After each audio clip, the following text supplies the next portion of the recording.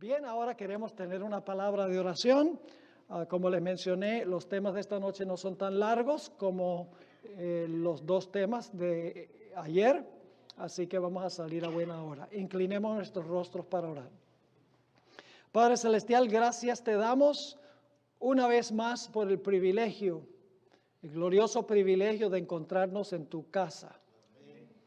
Padre, gracias porque vivimos en una nación a donde podemos adorarte libremente, de acuerdo a los dictados de nuestra conciencia. Sabemos que este privilegio se va a terminar muy pronto. Ayúdanos a aprovechar estas oportunidades en tiempos de relativa paz. Te pido que esta noche, al abrir tu santo libro, tu Espíritu Santo nos acompañe. Abre nuestro entendimiento para comprender las grandes cosas que encontramos en Apocalipsis 10. Y abre nuestros corazones para recibir lo que tienes para nosotros y danos el poder para proclamar estos mensajes a este mundo que tanto lo necesita. Te lo imploramos en el precioso nombre que es sobre todo nombre, el nombre de Cristo nuestro Salvador. Amén. Para los que tienen el manual, vamos a comenzar esta noche en la página 42 del manual, la página 42.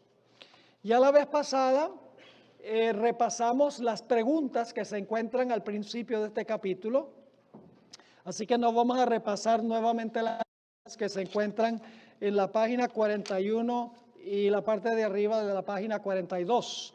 Vamos a ir a donde dice introducción. Vamos a empezar nuestro estudio allí. No existe un pasaje en la Sagrada Escritura que describa mejor el origen, la identidad, el mensaje, la misión y el destino de la Iglesia Adventista del Séptimo Día que la profecía de Apocalipsis, el capítulo 10. Los filósofos siempre hacen tres preguntas cuando están analizando las cosas desde una perspectiva filosófica. Esas tres preguntas existenciales son, en primer lugar, ¿de dónde venimos? En segundo lugar, ¿por qué estamos aquí? Y en tercer lugar, ¿para dónde vamos? Las tres grandes preguntas filosóficas. ¿De dónde venimos? ¿Por qué estamos aquí? ¿Y para dónde vamos? Lamentablemente, una gran porción de la feligresía de la Iglesia Adventista no tiene la menor idea de dónde vinimos.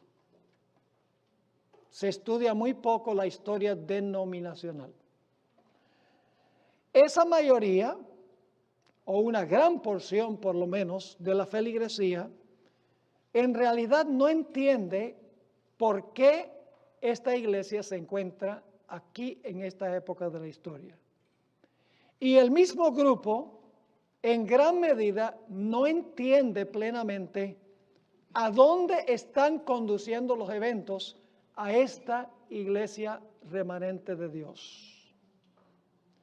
En efecto, hoy en día hay muchos eruditos de la Iglesia Adventista del Séptimo Día que tienen vergüenza de nuestro origen. Han alcanzado la conclusión de que los pioneros de la Iglesia Adventista carecían de títulos académicos y por lo tanto eran deficientes en su teología.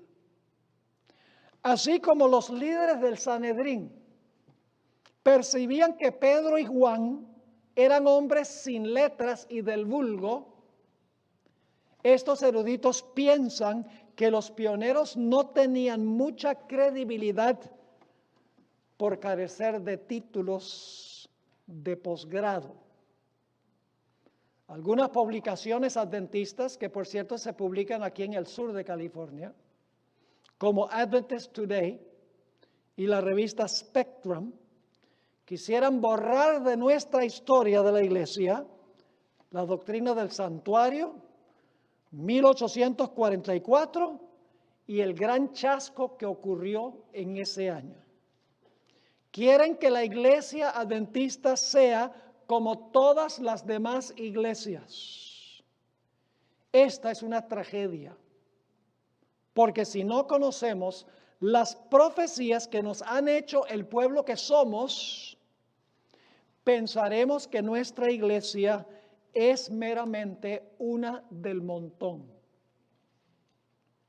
En este estudio vamos a permitir que la Biblia entera se explique ella misma, comparando un texto con otro.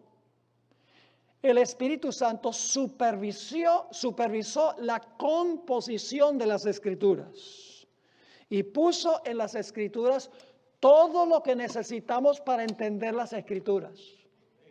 Es decir, no necesitamos de comentarios, no necesitamos de eruditos, no necesitamos de teólogos para entender la Biblia, porque el Espíritu Santo puso en la Biblia todo lo que necesitamos para entender la Biblia. Ahora, no me entiendan mal, no estoy en contra de los comentarios, ni en contra de los eruditos, ni en contra de los teólogos. Nos ayudan a entender mejor las Escrituras. Pero si no hubiese comentarios y no hubiese teólogos y no hubiese eruditos, la gente podría, comparando un texto con otro, entender cada texto de la Sagrada Escritura. Ahora, antes de entrar a estudiar Apocalipsis 10, que será nuestro tema de estudio durante el resto de este temario, necesito mencionar algo sobre el espíritu de profecía.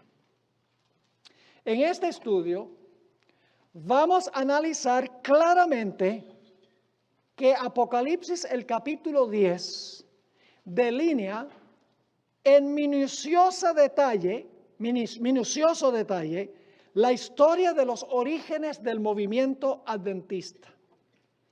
En nuestro estudio vamos a usar muchas citas del espíritu de profecía. Y algunos podrán preguntarse, pastor, ¿por qué usa el espíritu de profecía? ¿Por qué no usa solamente la Sagrada Escritura? Porque nosotros los adventistas creemos en sola Escritura. ¿Acaso no debemos comprobar todas nuestras doctrinas de la Biblia sola? Eso es lo que se ha dicho. Ahora quiero explicarles algo muy importante a manera de introducción. Cuando yo estuve hace un par de años en la ciudad de Charlotte, en Carolina del Norte, hice la presentación de esta serie en forma abreviada. No se produjo para DVD, pero presenté esta serie en forma abreviada en esa iglesia. Después de hacer una presentación, una hermana de la iglesia vino y con mucha sinceridad me dijo, pastor, si uno quiere hacerle esta presentación a una persona que no es adventista, ¿cómo puede hacerlo usando solo la Biblia y no el espíritu de profecía? Porque los que no son adventistas no aceptan la autoridad del espíritu de profecía. Una buena pregunta. Y no fue una pregunta maliciosa, fue una pregunta supremamente sincera. Ella creía lo que habíamos estudiado. Lo veía claramente que Apocalipsis 10 se cumplió en el movimiento adventista. Y tenía la pasión de presentar el material a un no adventista. Pero ¿cómo usar el espíritu de profecía con una persona que no es adventista? En mi respuesta, yo recalqué 2 puntos en mi respuesta a su pregunta. Número 1, el estudio sobre Apocalipsis 10 no se le debe dar a una persona que recién está empezando a estudiar con un adventista, porque no va a entender ni papa lo que uno le está diciendo. Este estudio sobre Apocalipsis 10 solo se puede presentar después que hemos dado un estudio sobre el santuario, sobre Daniel 7 y 8, sobre los 2300 días. Y entonces cuando la gente entiende eso, estarán preparados para comprender Apocalipsis 10 y estarán listos también para aceptar la autoridad del Espíritu de profecía, porque eso también hay que presentarlo a la gente antes de estudiar este capítulo. Ahora, yo no voy a pedir perdón por usar los escritos del Espíritu de profecía, y ustedes van a darse cuenta por qué razón. Así que mi primer punto fue que no le presente esto a un no adventista de primero. No somos como los mormones, que vienen 2 misioneros mormones a la casa y lo primero que ellos hablan, el primer estudio que dan es sobre el libro de Mormón, José Smith, el ángel Moroni y toda la historia de cómo Dios inspiró el libro de Mormón y la doctrina y los pactos y la perla de gran precio y estos documentos que tradujo José Smith. Nosotros no presentamos nuestra historia en el primer estudio, ni presentamos el espíritu de profecía en el primer estudio, ni el santuario, ni los 2300 días. Eso lo presentamos después que hemos colocado el ambiente o el marco para que la gente pueda entender esas cosas. El segundo punto que yo le recalqué a esta hermana es que es injusto esperar que no se use el espíritu de profecía cuando damos este estudio. Le dije, es injusto que una persona diga, use solo la Biblia para explicar Apocalipsis el capítulo 10. Y ella me dijo, pero pastor, ¿qué es lo que usted quiere decir? Entonces le dije, mire, los eventos de la cadena profética que se cumplieron en tiempos bíblicos, los explica la Biblia misma. Yo pregunto, ¿la Biblia explica que el león es Babilonia? ¿Está en la Biblia eso? Sí. ¿La Biblia misma dice que el segundo reino es Medo-Persia? Sí, en Daniel 7 y 8. ¿La Biblia misma dice que el tercer reino es Grecia? Sí. ¿La Biblia misma explica que la cuarta bestia, este dragón, representa el imperio romano? Claro, no hay que salir de la Biblia para entender que las 4 bestias representan Babilonia, Medo-Persia, Grecia y Roma. Porque esas 4 bestias se cumplieron en los tiempos cuando todavía se estaba escribiendo la Biblia. ¿Están conmigo o no? Pero yo pregunto, los 10 cuernos de la cuarta bestia, ¿se cumplieron durante el tiempo que se estaba escribiendo la Biblia o después? Mucho tiempo después. El cuerno pequeño que se levantó, el cuerno pequeño se levantó dentro del periodo cuando se estaba escribiendo la Biblia o mucho después. Mucho después. Ahora, ¿qué hacemos nosotros los adventistas con la profecía, por ejemplo, del cuerno pequeño? Si el cuerno pequeño se cumplió después que se cerró el canon bíblico, después que la Biblia se cerró, los 66 libros, 500 años después, surge el cuerno pequeño, surge el papado, después que se cierra el canon bíblico. Entonces yo pregunto, ¿cómo nosotros sabemos que el cuerno pequeño representa el papado si el papado no existía cuando se cerró el acto de escribir la Biblia? Lo que nosotros hacemos es que vamos a Daniel 7 y estudiamos las características del poder que se iba a levantar después de los tiempos bíblicos. Leemos que el cuerno pequeño pensó que podía cambiar la ley, que habló blasfemias contra el Altísimo, que persiguió a los santos del Altísimo y que imperó por 1260 años. Y entonces, ¿qué hacemos? Las características las sacamos de la Biblia y luego vamos a la historia para buscar el poder a quien le cuadran las características. ¿Están conmigo o no están conmigo? ¿Dónde dice la Biblia el cuerno pequeño es el papado? En ninguna parte, porque el papado se levantó después que se cerró la Biblia, después que los 66 libros fueron aceptados. Así que lo que hacemos nosotros es miramos las características y luego entonces buscamos el poder a quien le cuadran esas características. Un poder que se levantó después que se cerró el canon bíblico. ¿Me están entendiendo? Lo mismo hacemos, hermanos y hermanas, con la segunda bestia de Apocalipsis, el capítulo 13. Una bestia que se levanta de la tierra, que tiene 2 cuernos como de cordero, pero habla como un dragón. ¿Qué nación representa esa bestia que se levanta de la tierra y que tiene 2 cuernos de cordero, como de cordero, pero habla como un dragón? ¿Qué nación representa? Los Estados Unidos de América. Muéstrenme un versículo de la Biblia que dice que esta bestia es los Estados Unidos de América. No existe.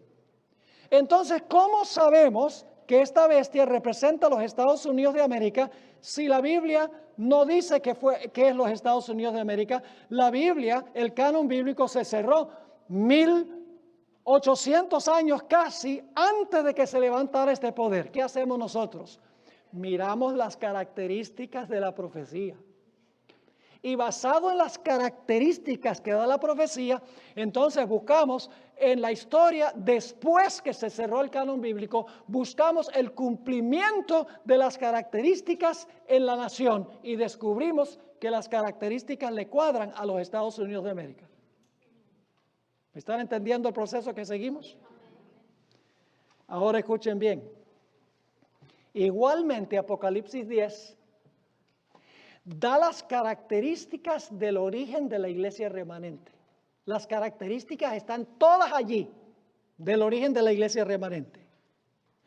Pero ¿qué hay que hacer con Apocalipsis 10? ¿Cuándo se originó el pueblo remanente de Dios? ¿Durante el tiempo que se estaba escribiendo la Biblia? No, se levantó por allí después de 1798. Entonces, ¿qué tenemos que hacer nosotros con Apocalipsis 10? Tenemos que mirar las características del capítulo y luego buscar un movimiento en los tiempos postbíblicos a quien se le aplican todas estas características. ¿Me están entendiendo lo que estoy diciendo? Y si a ese movimiento le cuadran todas las características, entonces podemos saber que Apocalipsis 10 se aplica a ese movimiento. Usted no va a encontrar que la Biblia dice que el movimiento que se levantó en Apocalipsis 10 es la iglesia adventista del séptimo día. Usted no va a encontrar eso. Pero cuando usted mira la secuencia de eventos en Apocalipsis 10, va a darse cuenta que cada detalle del capítulo se cumple en el levantar del movimiento adventista entre 1798 y 1844. Las características del capítulo demuestran que se aplica al pueblo remanente de Dios de los últimos días. Así que mi respuesta tuvo 2 partes. Número 1, ¿cuál es la explicación número 1?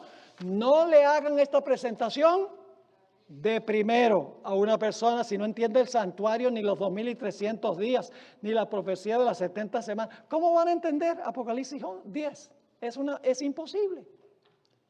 La segunda razón es, como he mencionado, que aunque se dan las características en la Biblia, tenemos que ir hacia adelante en la historia para buscar a qué movimiento se aplican las características. Ahora, quiero mencionar otro punto muy importante, y es que Elena G. de White es de autoridad particular y especial cuando estudiamos Apocalipsis 10. Porque la hermana White no solamente escribe en cuanto a lo que describe Apocalipsis 10, la hermana White participó en el movimiento de Apocalipsis 10. Ella no solo es una historiadora que escribió en cuanto a ese movimiento que ocurrió en la década de los 1840. No, ella estuvo allí. Ella participó en ese movimiento. Ella fue testigo ocular. Por eso ella es de autoridad particular, porque no está escribiendo mucho después citando a otros eruditos. No, ella describe lo que pasó en ese movimiento. Por eso ella tiene autoridad especial, porque no solo es historiadora, sino que participó en ese movimiento. Ahora, con esto en mente, quiero invitarles a ir conmigo a Apocalipsis 10, que será nuestro tópico de estudio en nuestro primer tema de esta tarde. Ahora, lo primero que quiero mencionar es que la Iglesia Adventista siempre ha enseñado, desde el tiempo de los pioneros, que las 7 iglesias de Apocalipsis representan 7 períodos de la historia de la iglesia cristiana. Eran iglesias literales, sí, pero también representan 7 épocas, desde los tiempos apostólicos hasta el fin. También hemos creído que los 7 sellos repiten nuevamente la historia de la iglesia desde los tiempos apostólicos hasta el tiempo del fin. También hemos creído que las 7 trompetas describen eventos que ocurrieron entre los tiempos apostólicos y cuando Cristo tome posesión de los reinos de la tierra. Es decir, hemos enseñado que las iglesias, los sellos y las trompetas describen eventos secuenciales uno después de otro en el curso de la historia de la iglesia. Y la iglesia adventista es correcta en decir esto. Ahora, lo que vamos a estudiar en Apocalipsis 10 está ocurriendo durante el tiempo de la 6ª trompeta. ¿Cuál trompeta dije yo? La 6ª trompeta. Entonces yo pregunto, si Apocalipsis 10 está ocurriendo durante el periodo de la 6ª trompeta, entonces, ¿lo que se describe allí está ocurriendo en los tiempos apostólicos? No. ¿Está sucediendo en la historia del Imperio Romano? No. ¿Está ocurriendo durante los 1260 años de dominio papal? No. Si es la 6ª trompeta, tiene que ser algo que está sucediendo en el tiempo del fin. Porque después de la 6ª no hay sino una más. Y la última trompeta, la 7ª, es cuando Cristo toma posesión de los reinos de la tierra. Así que el hecho de que es la 6ª trompeta indica que esto está describiendo eventos que ocurrieron ¿cuándo? Que ocurrieron en el tiempo del fin, o que iban a ocurrir en el tiempo del fin. ¿Recuerdan que ayer estudiamos en cuanto al tiempo del fin? ¿Saben cuándo comienza el tiempo del fin? En 1798 comienza el tiempo del fin, cuando se iba a comenzar a proclamar ¿qué cosa? El juicio, que el juicio venía. Y luego los milleritas, Guillermo Miller descubrió, el juicio va a ser en 1843, y luego entonces después se dieron cuenta que habían cometido unos errores, dije, viene en el año 1844, viene el juicio. Ellos no entendían bien lo que era el juicio, ellos pensaban que el juicio era la segunda venida, para quemar el planeta, purificar el planeta y establecer el reino eterno de Cristo Jesús. Ellos no entendían lo que hemos estudiado, que el juicio iba a transpirar ¿dónde? En el cielo, antes de la segunda venida. Y que se iba a examinar la evidencia, luego se iba a proclamar la sentencia o la recompensa, y luego iba a venir el tiempo en que se iba a dar esa recompensa al pueblo de Dios. No entendían eso. Pero desde 1798 en adelante, muchos proclamaron que la hora del juicio estaba por llegar. Es decir, que lo que describe Apocalipsis 10 es algo que está sucediendo en el tiempo del fin, inmediatamente antes que Cristo tome posesión de los reinos de la tierra, porque la 7ª trompeta dice, todos los reinos de la tierra han llegado a ser de Dios y de Jesucristo. Ahora vamos a leer el pasaje. Vamos a leer el pasaje y quiero que presten cuidadosa atención al leer este pasaje, hermanos y hermanas. Fíjense bien en los detalles. En Apocalipsis 10 tenemos una secuencia de eventos en orden cronológico. Y quiero que noten el orden de los eventos de este capítulo, porque se cumple con precisión exacta en el movimiento adventista, el origen del movimiento adventista. Cada detalle en su lugar se cumple exactamente como lo dice la profecía. Aunque la Biblia no dice que Apocalipsis 10 se aplica a la iglesia adventista por nombre, sabemos que se aplica porque todas las características le cuadran al origen de la iglesia adventista como la iglesia remanente. Vamos a empezar en Apocalipsis 10 y el versículo 1. Vamos a leer todo este capítulo para iniciar. Vi descender del cielo a otro ángel. Usen su imaginación. Recreen la escena en su mente. Vi descender del cielo a otro ángel fuerte, envuelto en una nube, con el arco iris sobre su cabeza, y su rostro era como el sol, y sus pies como columnas de fuego. Y ahora noten el versículo 2. Tenía en su mano un librito abierto. ¿Qué les hace pensar librito abierto? ¿Qué les hace pensar eso? Hubo un libro que una vez que se le dijo a Daniel, ¿qué? Ciérralo y séllalo. Entonces enseguida decimos, ¿será este momento entonces cuando el librito que fue cerrado y sellado se abre? ¿Eh? Ahí está la conexión entre Daniel y Apocalipsis. Sigue diciendo, tenía en su mano un librito abierto. Y puso, este es el ángel, puso su pie derecho sobre el mar y el izquierdo sobre la tierra. Y clamó a gran voz como ruge un león. Y cuando hubo clamado como león, 7 truenos emitieron sus voces. Cuando los 7 truenos hubieron emitido sus voces, dice Juan, yo iba a escribir, pero oí una voz del cielo que me decía, sella las cosas que los 7 truenos han dicho y no las escribas. Y el ángel que vi en pie sobre el mar y sobre la tierra, levantó su mano al cielo, indudablemente la mano derecha, porque va a ser un juramento. Así que dice, y el ángel que vi en pie sobre el mar y sobre la tierra levantó su mano al cielo y juró por el que vive por los siglos de los siglos, que creó el cielo y las cosas que están en él, y la tierra y las cosas que están en ella, y el mar y las cosas que están en él, que el tiempo no sería más. ¿Qué es lo que jura este ángel poderoso? Que el tiempo no será más. ¿Y jura en el nombre de quién? En el nombre del Creador. Y cita el 4º mandamiento.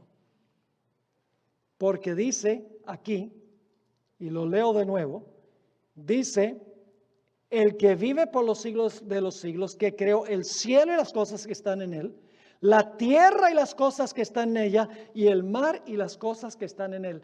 Es una referencia al 4º mandamiento de la ley de Dios, el lenguaje.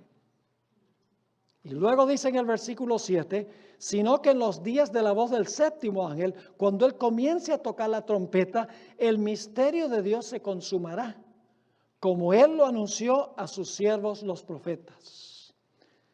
En un momento yo les voy a resumir punto por punto en este pasaje, pero quiero que tengan el pasaje en mente. Versículo 8. La voz que oí del cielo habló otra vez conmigo y dijo, ve y toma el librito que está abierto en la mano del ángel que está en pie sobre el mar y sobre la tierra. Y fui al ángel diciéndole que me diese el librito, y él me dijo, toma y cómelo. Y ahora fíjense que hay un orden raro aquí. Y esto vamos a explicar por qué razón. Versículo 9. Fui al ángel diciéndole que me diese el librito, y él me dijo, tómalo y cómelo, y te amargará el vientre, pero en tu boca será dulce como la miel. Ese orden es raro. Porque generalmente lo que diríamos sería, cuando te lo comes en la boca es dulce y en la barriga es amargo. Pero el ángel dice, amargo en tu vientre y dulce en tu boca. ¿Por qué es que el ángel poderoso da ese orden? Hay una razón que vamos a estudiar. Sigue diciendo, y ahora viene el orden correcto, versículo 10. Entonces tomé el librito de la mano del ángel y lo comí. Y era dulce en mi boca como la miel, pero cuando lo hube comido, amargo en mi vientre. Ahí sí el orden está bien, ¿verdad que sí? Ahí sí está bien. Lo comí dulce y luego amargo. Pero el ángel le dijo amargo y luego ¿qué? Y luego dulce. Hay una razón por eso. Versículo 11. Y él me dijo, después que se come el librito, es dulce en la boca y amargo en el vientre, el ángel le dice, es necesario que profetices otra vez sobre muchos pueblos, naciones, lenguas y reyes. Entonces me fue dada una caña semejante a una vara de medir, y se me dijo, levántate y mide el templo de Dios y el altar y los que adoran en él. Ahora les voy a repasar este capítulo punto por punto para que tengan el orden cronológico en su mente. El orden, porque este capítulo tiene una serie de eventos en orden. Un evento sucede después de otro, cronológicamente. Y cada detallito se cumple con el movimiento adventista inmediatamente antes de 1844. Es algo espectacular. Nos vamos a dar cuenta de eso. Así que vamos a repasar el orden de eventos. Primero, el ángel poderoso desciende del cielo a la tierra. Segundo, se describen sus características físicas, ¿verdad que sí? Rostro como el sol, se describen los pies, se describe un arco iris sobre su cabeza, envuelto en una nube, se describen sus características fisiológicas.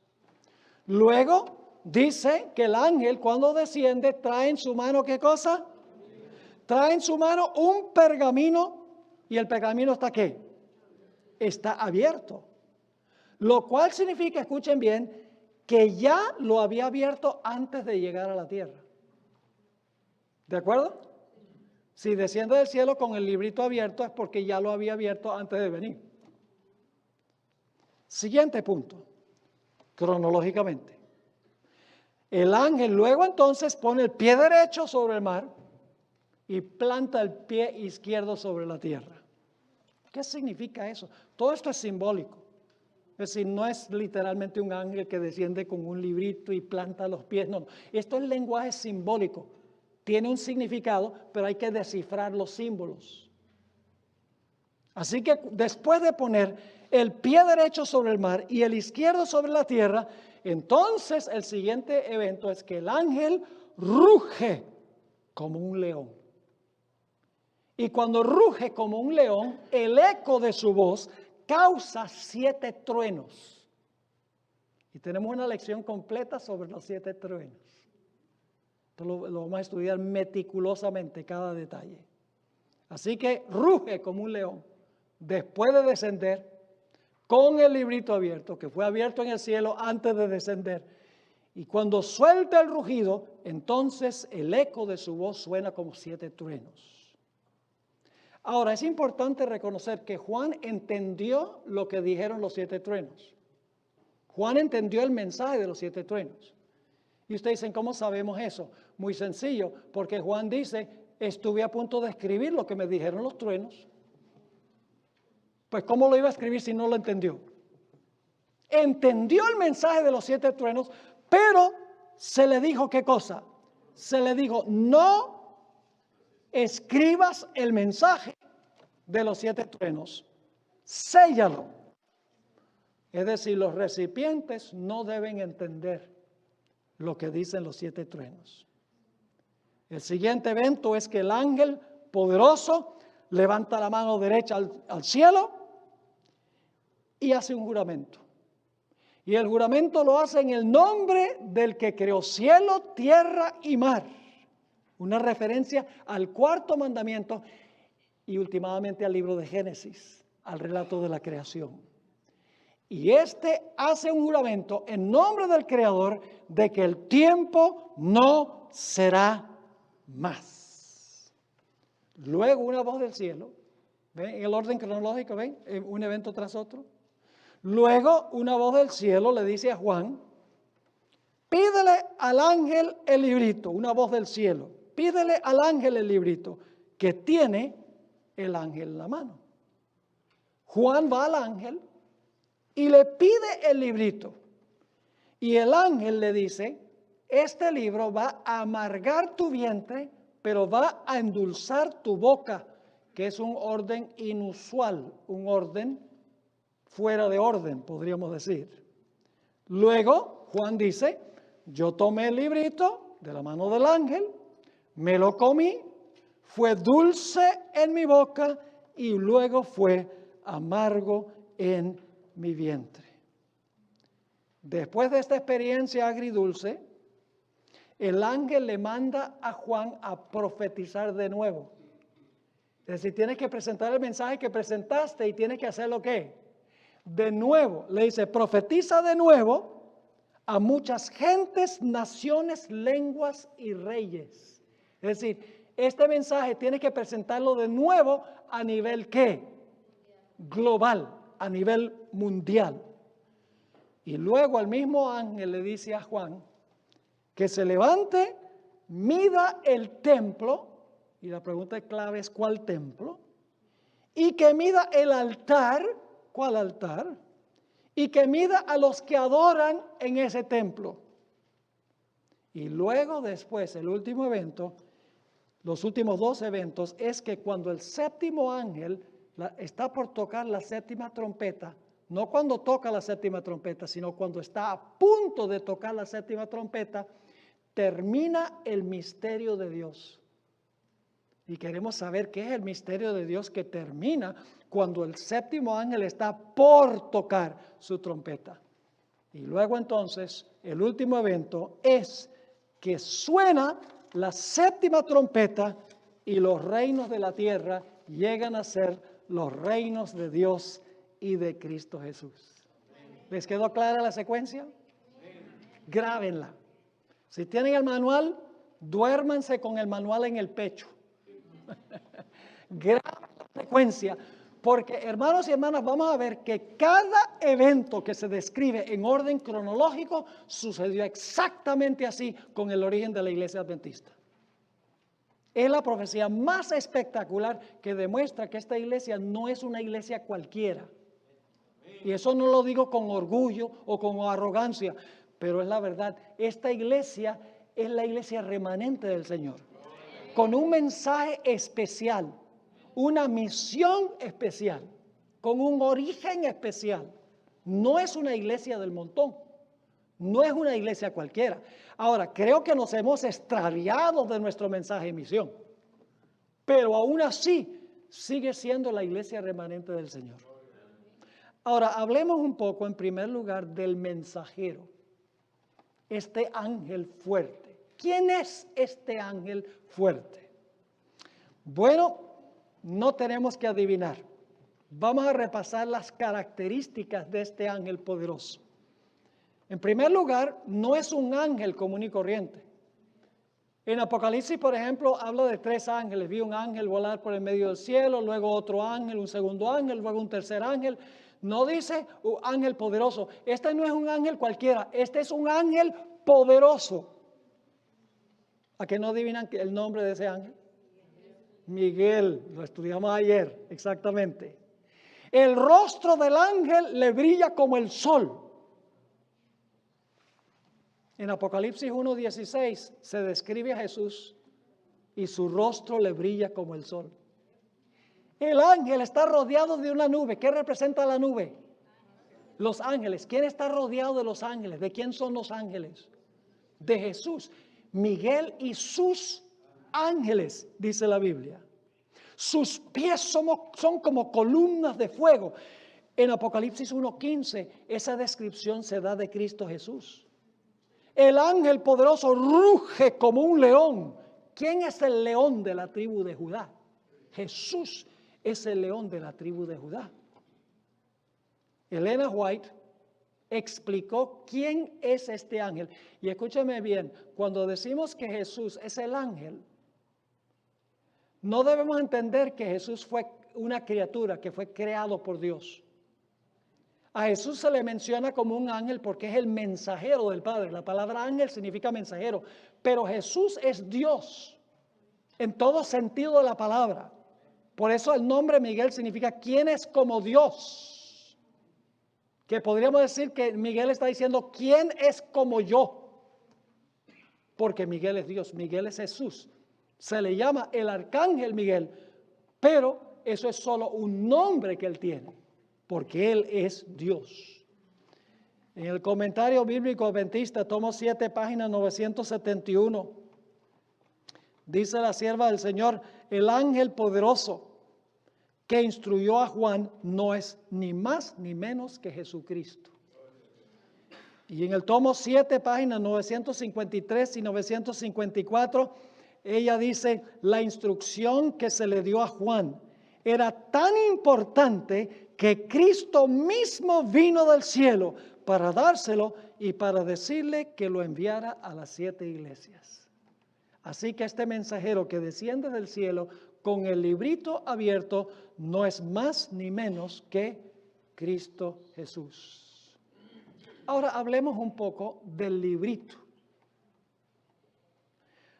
Hay un solo libro en la Biblia, mis hermanos y hermanas, que en algún momento fue cerrado y sellado, que la Biblia menciona que más tarde fue abierto. El librito de Daniel 12:4. Allí dice, vamos a leerlo, Daniel 12 y el versículo 4, que después que Dios le revela a Daniel a través de Gabriel todos los eventos del capítulo 11, terminando con el establecimiento del reino eterno, entonces ahora se le dice a Daniel las siguientes palabras: pero tú, Daniel, cierra las palabras y sella el libro. Cierra las palabras y ¿qué? Sella el libro. Ahora, si el libro es sellado, ¿la gente puede entender el mensaje que está en el libro? No. Ahora, ¿cuál es este libro? Recuerden que mencionamos, es Daniel 8 al 12, especialmente ¿qué aspecto de Daniel 8 al 12? El aspecto que tiene que ver con el juicio y los 2300 días. ¿Recuerdan que estudiamos eso? Así que dice aquí, cierra las palabras y sella el libro. Es decir, hasta que llegara el tiempo del fin. El mensaje de este libro del juicio no se iba a comprender.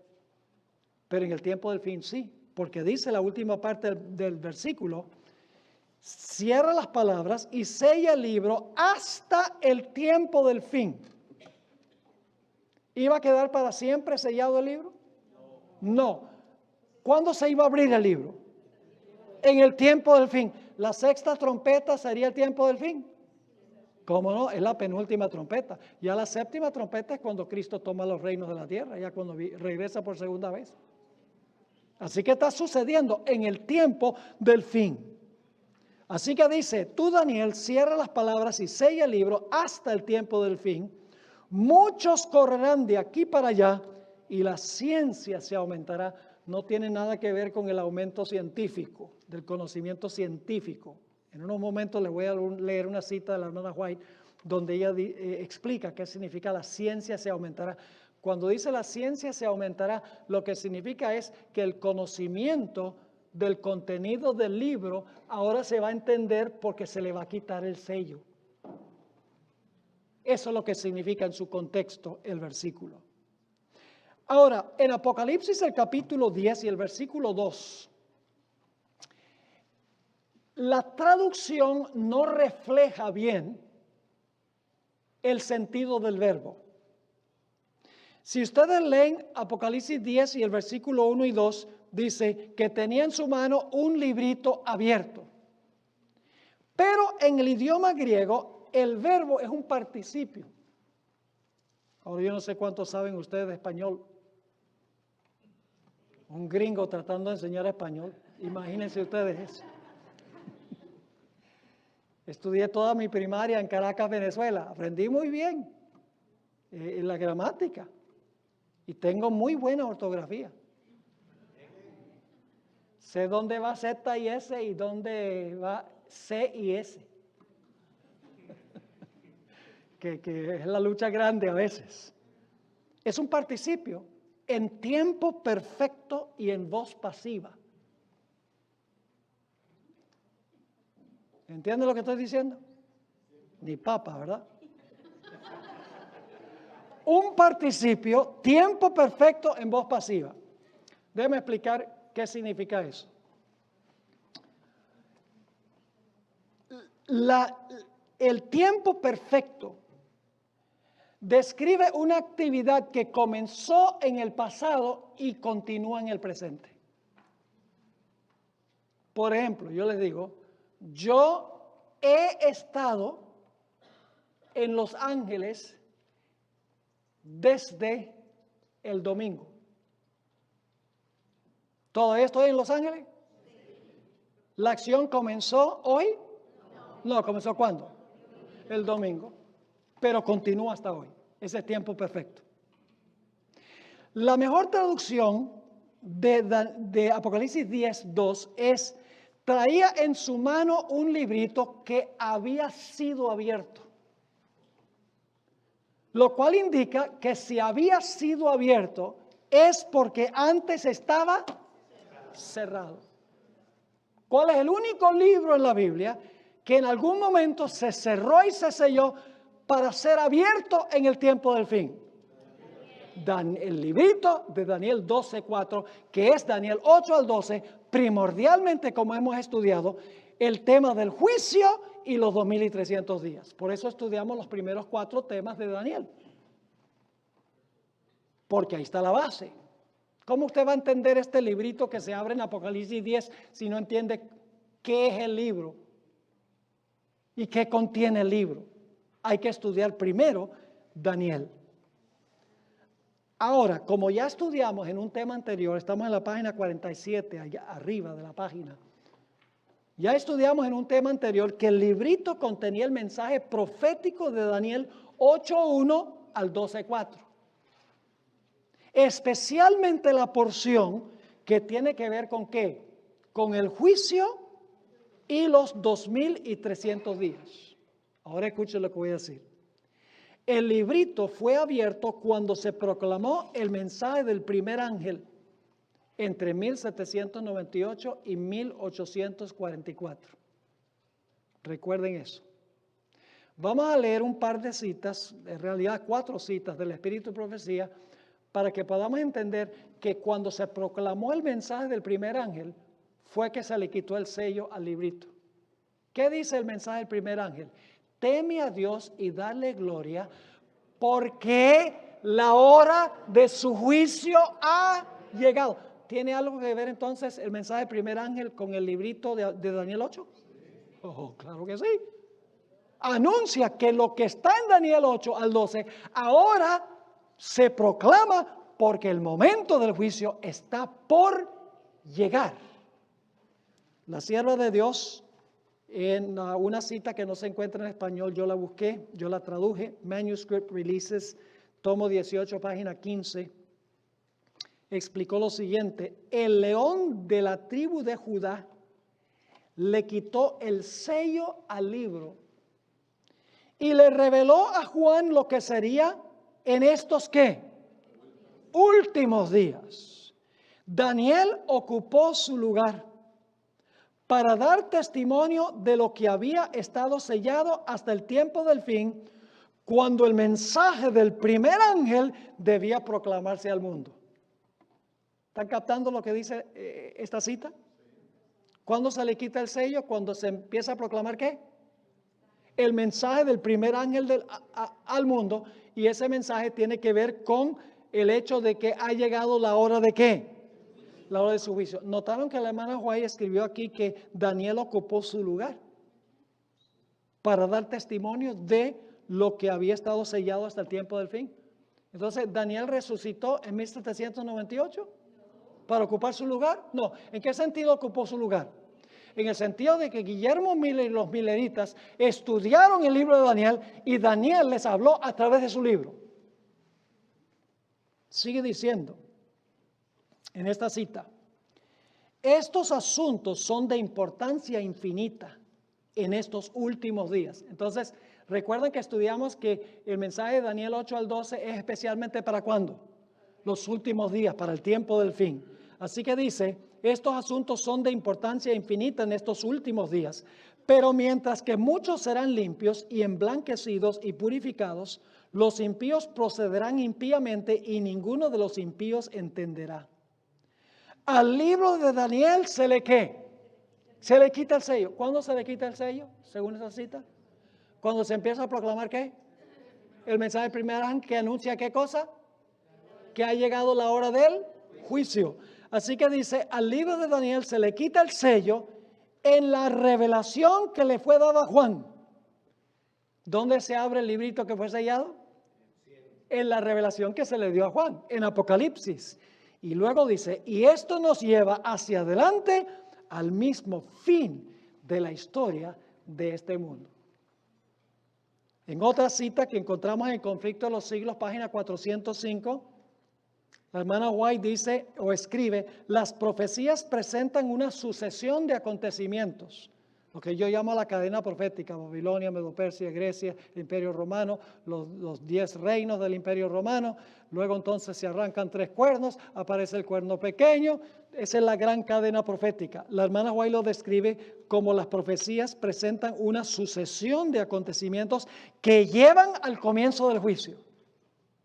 En Daniel 7, ¿qué viene después que el cuerno pequeño gobierna por 1260 años? ¿Qué viene? El juicio. La cadena profética nos describe los eventos que finalmente llevan a ¿qué cosa? Al siguiente paso, que es el juicio.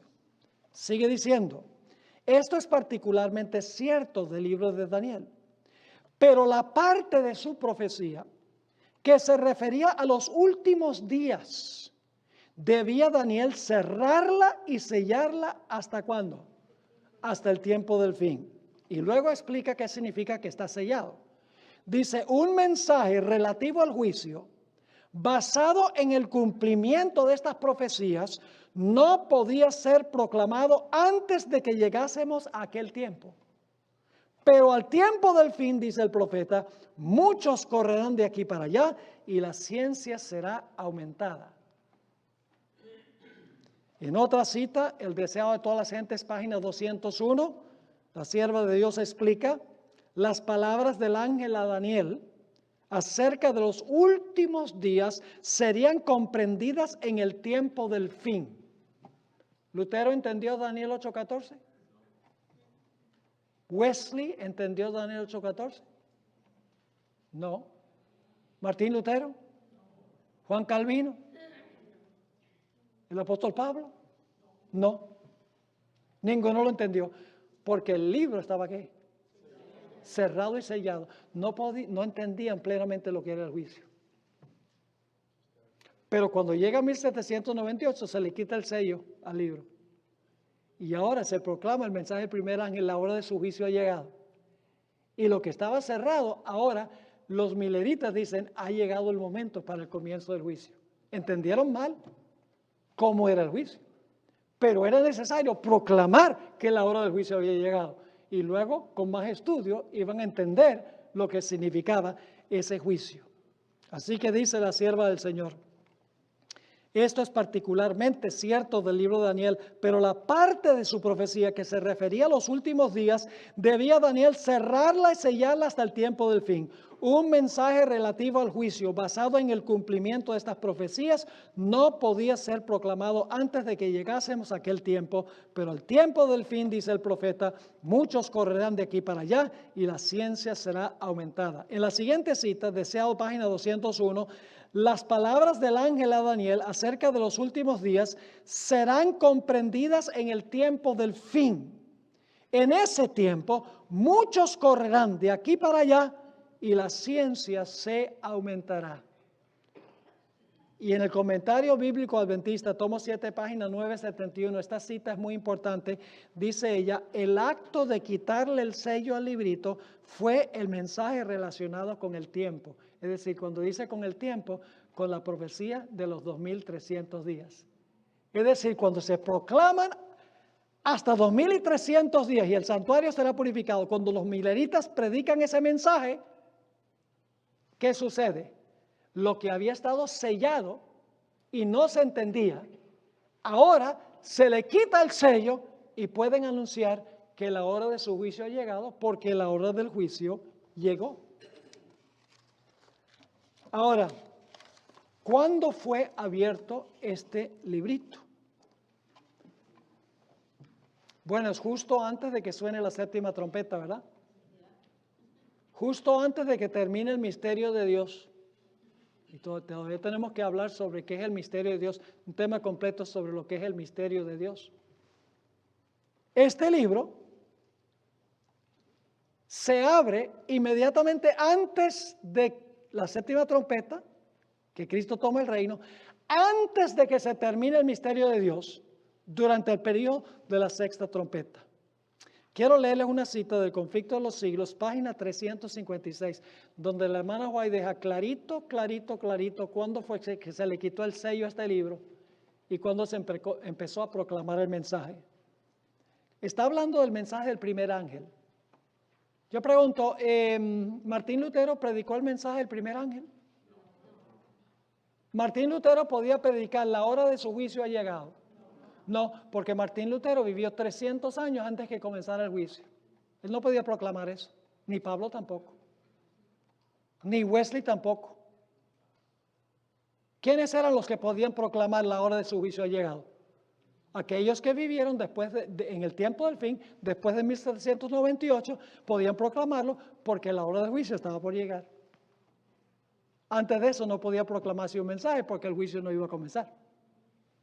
Ahora fíjense esta cita sobre el mensaje del primer ángel. Semejante mensaje no se predicó en los siglos pasados. San Pablo, como lo hemos visto, no lo predicó. Predijo a sus hermanos la venida de Cristo para un porvenir muy lejano. Los reformadores no lo proclamaron tampoco. Martín Lutero fijó la fecha del juicio para cerca de 300 años después de su época. Pero, ahora no pierdan de este punto aquí. Pero, desde 1798, el libro de Daniel ha sido dessellado. ¿Cuándo se le quitó el sello al librito? ¿Qué pasó en 1798?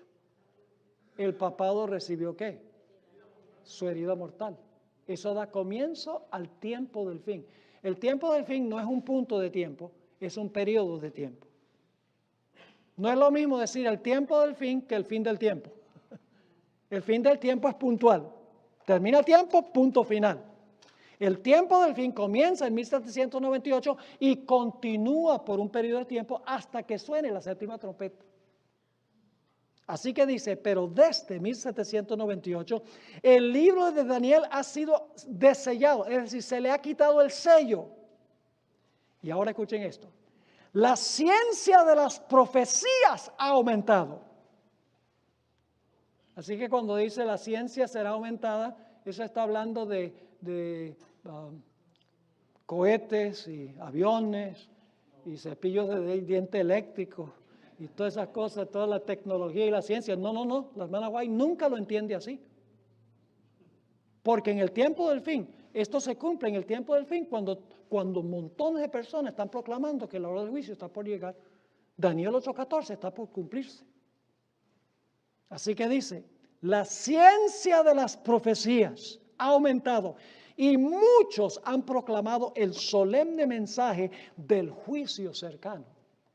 Entre esos predicadores estaban Emanuel de la Cunza, José Wolf, Bengel, Gaussen, Guillermo Miller, José Slich, Charles Fitch y muchos otros entre 1798 y 1844. En todas partes se estaba proclamando la hora del juicio está por llegar, porque se le había quitado el sello al libro de Daniel. A la profecía de los 2300 días se le había quitado el sello y ahora se podía proclamar que la hora del juicio había llegado. ¿Están entendiendo esto? Ahora, el último punto que queremos tratar en este tema específico es que este mensaje debía tener una extensión global. ¿Qué es lo que hace el ángel? El ángel planta el pie derecho ¿dónde? En el mar. Y el pie derecho, el pie izquierdo, ¿dónde? En la tierra. ¿Qué significa simbólicamente eso? Que el ángel planta los pies en tierra y mar. Cuando nosotros usamos la experiencia, lo buscaron por tierra y mar, ¿qué significa? Lo buscaron en todas partes del mundo. Es decir, este ángel, el mensaje de este ángel debe ir ¿a dónde? Yo pregunto, ¿el mensaje del primer ángel dice que va a toda nación, tribu, lengua y pueblo? Aquí dice que es necesario proclamar este mensaje a toda nación, tribu, lengua y pueblo. Al final del capítulo 10 lo dice. Por eso está conectado con el mensaje del primer ángel. Ahora, Elena G. de White confirma lo que significa el plantar los pies de este ángel. En el manuscrito 59 del año 1900, ella escribió: la posición del ángel que tenía un pie sobre el mar y el otro sobre la tierra se refiere a la extensión global del mensaje. ¿Qué significa entonces el pie en tierra y mar? Pies en tierra y mar. Que el mensaje iba a ir ¿a dónde? A todo el mundo. Este ha de cruzar el amplio mar y se proclamará en otros países, es decir, a todo el mundo. En otra cita, Mensajes Selectos, tomo 2, página 123, la sierva del Señor explica el mensaje de Apocalipsis 14 que proclama que la hora del juicio ha llegado, es dado en el tiempo del fin. Y al ángel de Apocalipsis 10 se lo representa con un pie en el mar y el otro sobre la tierra, para demostrar que el mensaje se llevará a países distantes. Se cruzará el océano y las islas del mar escucharán la proclamación del último mensaje de amonestación dado a nuestro mundo. Ahora escuchen bien. Para que este mensaje del juicio y de los 2300 días vaya a todo el mundo, se necesita una iglesia que esté en todo el mundo.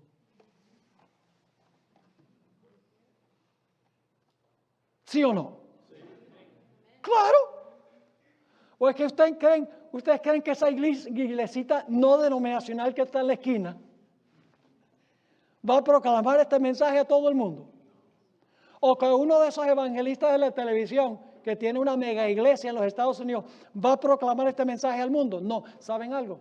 No hay una iglesia en todo el mundo, sino la adventista, que dice: nuestra misión es predicar los mensajes de los tres ángeles. Todas las de otras iglesias dicen: es predicar a Cristo. Y hasta nosotros hemos caído en eso. Ay, predica nada más que Cristo te ama. Jesus loves me, this I know, for the Bible tells me so. Eso está bueno para los de kinder. Y no me entiendan mal. Sí, Cristo nos ama. Pero esto demuestra que nos ama. Porque nos ha llamado, hermanos y hermanas, a proclamar este mensaje a todo el mundo. ¿Y saben por qué existe la estructura de la iglesia adventista? Mucha gente critica la estructura de la iglesia adventista. Dios estableció la estructura de esta iglesia para que se pudiera plantar miembros de iglesia en todos los países del mundo para proclamar el mensaje final. Sin una estructura, eso es imposible. Así que la iglesia adventista funciona casi en 200 países del mundo. Es la iglesia que está presente en la mayoría de los países del mundo. Porque para presentar un mensaje global se necesita un movimiento global. Último punto. ¿Qué significa el acto de plantar los pies? Bueno, sabemos que plantarlos en tierra y mar significa que el mensaje debe ser global. Pero hay otro punto muy importante en cuanto al acto de plantar. En realidad, plantar los pies significa que este ángel poderoso, cuando planta un pie en el mar y otro pie en la tierra, está diciendo: esto es mío.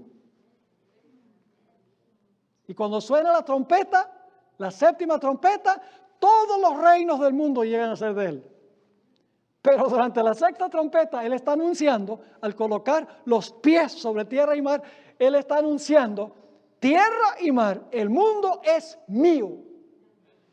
Vamos a leer nuestro último texto de Deuteronomio 11:24 para que vean lo que significa plantar los pies.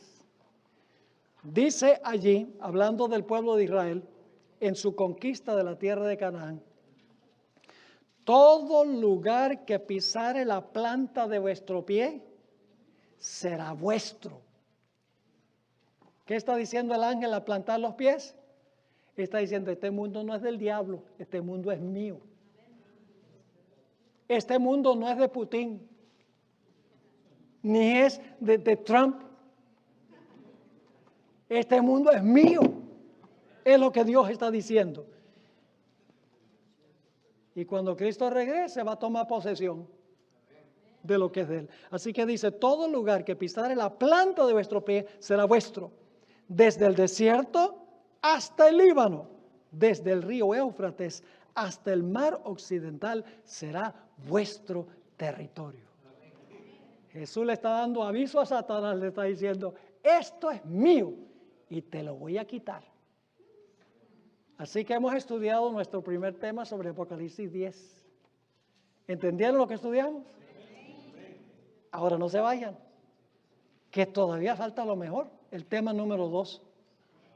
Vamos a hablar en nuestro siguiente tema, después de un corto receso, descifrando el misterio de los 7 truenos. Vamos a hablar de la voz del león y qué significan los 7 truenos y cómo se aplica al movimiento adventista. Así que tomemos un receso de 5 minutos literales, no proféticos, y entonces regresamos para el siguiente tema.